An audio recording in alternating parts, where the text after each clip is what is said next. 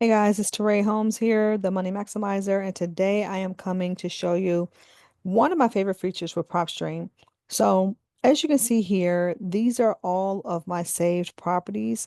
And before I go there, please be sure to like and subscribe. Hit the subscribe button below, and please be sure to leave any comments if you have them.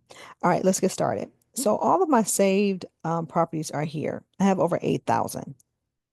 And what I love about it is that it tells me the ones that are currently on the market. It tells me the ones that have just sold. It tells me the ones that are vacant, the ones that have high equity, low equity, etc. The reason why this is really important because as you save these lists, different things will change about the properties. Some of them will go on the market, some of them will go into foreclosure, auctions, etc. And so I'm able to go back through my list and I'm able to filter them out. And I can literally go to just sold and I can click on all of those, and I can delete those from the entire list, right? So that I'm not calling on properties that were already sold on. Then I can click on vacants.